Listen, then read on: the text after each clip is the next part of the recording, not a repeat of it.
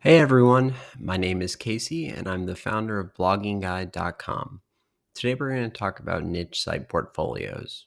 More specifically, what are they and what are some of the benefits of creating one? So first we have to ask, what is a niche site portfolio? And simply put, a niche website portfolio is a collection of multiple niche websites. While there can be similarities between each niche site and any niche site owner's portfolio, many of the sites are completely unrelated in terms of topic or even the monetization method. This is an example of a niche website portfolio. And as you can see, we have 5 different blogs: a gardening blog, a travel blog, a personal finance blog, a vegan cooking blog, and a woodworking blog. And while none of these sites earn a ton by themselves per month, they all contribute some amount to the overall portfolio each month. And they're all monetized using different forms of monetization. So some of them have affiliate, some have display ads, some have courses, some have a private community. But the important thing is that all these sites together basically earn on average $6,500 total in monthly income. And again, the largest site in this example earns about $2,800 per month. But obviously, there are a lot of advantages to having this diversified source of income. There are a number of benefits to having a niche site portfolio. Some of these include diversification, the ability to experiment, increase liquidity, the ability to stay hidden from your blogging competitors, and the fact that multiple monetization models are possible. Diversification is definitely one of the biggest reasons that bloggers build portfolios of sites. And the reasoning is that basically you don't want to put all your eggs in one basket. So have multiple sites because Google is unpredictable and you never know which site they'll hit should there be an algorithm update. And there's a grain of truth to this. As we saw during the helpful content update, it can be pretty hard to determine what site actually has high quality content in Google's eyes and what site doesn't. Now, on the flip side of this, you don't want to assume that you have total diversification just by virtue of having different sites in different niches, and even if you have different writers and different link builders working on them. True diversification would involve having totally unique traffic sources and monetization methods. But still, there is a lot of comfort in having multiple sites and ultimately spreading that risk across those sites instead of having one concentrated major site. Another great benefit to having a niche site portfolio is the ability to experiment. While blogging is not entirely about experimentation, there is a big element to success in blogging in figuring out how far you can push certain strategies, figuring out what works for you. And it's really hard to determine what these strategies are if you can't experiment. If you have a single successful site, you generally don't take risks with that site. You tend to become very risk adverse. And this makes sense because this is probably the only site you have and it's generating all your money. But if you have a few sites, even if they're smaller sites, generally this allows you to test some of your ideas and new theories on the smaller sites without endangering the bigger sites. That's one of the biggest reasons that I like having a portfolio, and why I would say, as long as you're not diverting too much of your attention, it's always good to have an extra site or two in the back burner. Increased liquidity is another benefit of having a niche site portfolio. But what does this actually mean? And this is a good question because many people don't think about this when they're first starting their site, because many people start the site as a passion project and you're not really thinking about selling or exiting at any point. But this is something worth keeping in mind. So generally, if you have a smaller site, meaning less traffic or smaller in terms of earnings, generally you have a very large buyer market. Conversely, if you have a site that has very high earnings, very high traffic, there's a pretty small market for those sites.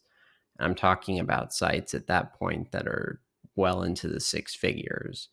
So if you have a site that's generating $10,000 a month and is on a plateau or maybe an upward trajectory slightly, you can generally expect to sell that site for, let's say, 350,000 conservatively.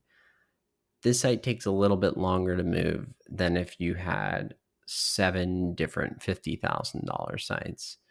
Sites under $100,000, generally buyers aren't performing extensive due diligence. The sales happen really quickly. So it's much easier if you have to sell one of your sites. The other benefit is that if you do have a portfolio of sites, you can basically sell a portion of your equity. Now, theoretically, you could sell a portion of a larger site. In practice, buyers don't typically like to buy a minority stake in a larger website. So typically, you have buyers that want to either buy the whole thing or nothing at all. So it allows you to basically sell off, say, one of those $750,000 sites versus having to sell either none or all of the $350,000. And this gives you a lot of flexibility. Maybe you need the money for another project. Maybe you need the money just to reinvest in a good opportunity. And it's nice to have some liquidity. Generally, websites are great in terms of cash flowing assets, but when it comes to selling them, there is a lot of nuance. And having increased liquidity is definitely a huge benefit. One of the biggest benefits of having a niche site portfolio is the ability to stay hidden from competitors. And this is based on the assumption that if you have, let's say, five sites versus one larger site, these five sites are all probably smaller because you're splitting your time and money between the sites. And competitors have a much harder time finding smaller sites. Most people will come across your website using a third party tool like Ahrefs. And this is a strategy I use, it's a strategy pretty much everyone uses. But basically, these people are looking for small sites, potentially like yours, that have low domain authority and trying to find keywords they can easily snipe. And it's really hard if a site's small to determine how much traffic they're getting, and the order of magnitude to which the third party software is off is significantly greater. On a large or well established site, Ahrefs might only underestimate traffic by 2 to 3 times. If you have a really small new site that's winning keywords and featured snippets left and right, that site could be off by something closer to 10 to 20 times. So it's definitely advantageous to have smaller sites in terms of staying hidden from your competitors. One of the main reasons I even started building a niche site portfolio was I wanted to experiment with different monetization models. And it's not to say that you can't have multiple monetization models on a single site, but some sites just don't lend themselves very well to all the different ways you can monetize the site. And if you want to test out these things, you really are going to need multiple sites because some of these are just not going to be conducive. So you can pretty much have display ads on any site. That's a pretty universal one. But not every site's going to lend itself to affiliate marketing, subscriptions, or memberships, info products, ebooks, courses, software, or even services. These are all things that each site can probably have 2 to 3 of these. You can maybe cram in a few more, but generally, if you want to experiment with multiple monetization models, it's best to start with different sites. So, after hearing about this niche site portfolio model, you're probably thinking, wow, this is pretty great. I should start on this right away. But there are a number of drawbacks to creating a multi site portfolio. The first and probably foremost is the lack of focus or shiny object syndrome. This basically just means that you need to focus on one site relentlessly for long periods of time to usually experience success. If you're easily distracted in creating new sites and you end up starting more sites, you probably won't finish the first site, let alone all the sites. And it basically leads to like a total path of failure. Now, again, if you're an experienced blogger and you have a large team and a large budget, this may not apply to you, but this is definitely true for new bloggers. And the other point with that is that it's technically complex to run multiple sites. Every issue that you're going to encounter, you can multiply it by however many sites you have in your portfolio. Uh, like I said, unless you have a team to deal with these issues, you're going to be very quickly consumed with all the technical issues that come with the site if you're a brand new blogger. Some of the other factors are thresholds and ad networks or even affiliate programs are generally more favorable for a single site. And what I mean by that is if you have one large site versus 5 smaller sites, that large site is probably going to hit the various traffic thresholds for an ad network, say Mediavine.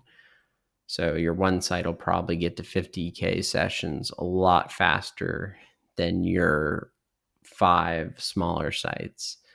Now, it's not to say that in the long run, having 5 sites eventually on Mediavine wouldn't be great, but we're talking about over a much longer period of time. And in my experience, seeing those meaningful earnings earlier, and we're talking about a year plus earlier because you're splitting your attention between so many sites, that's a big difference.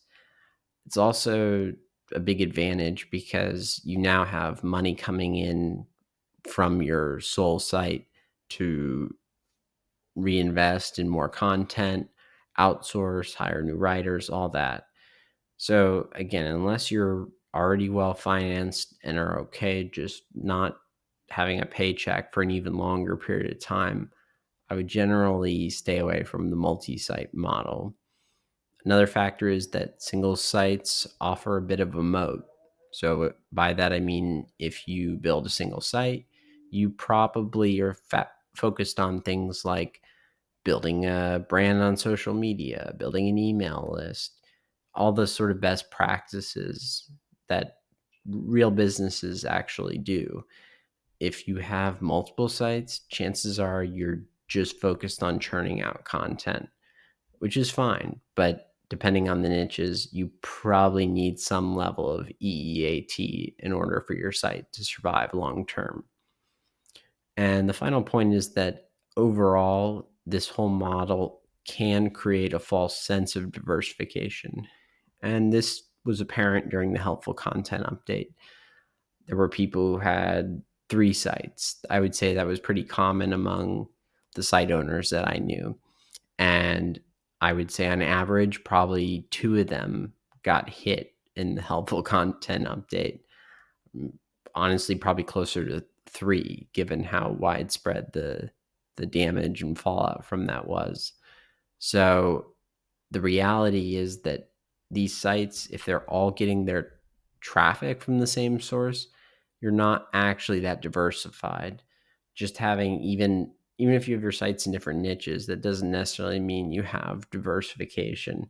If you're earning in the same way, meaning you have the same monetization models and you have the same source of traffic, really you're probably only mitigating your risk slightly by spreading yourself across multiple sites. I hope you found this video on niche site portfolios useful. Hopefully you learned a little bit more about what a niche site portfolio is and whether it's the right model for you. If you want to read more about this topic, you can check out my website, bloggingguide.com, or my Substack newsletter under the same name. If you have any questions or just want to reach out to me or are interested in any partnerships, you can contact me on social media at Casey Botticello or at my website, caseybotticello.com. Thanks for watching this video, and be sure to like and subscribe.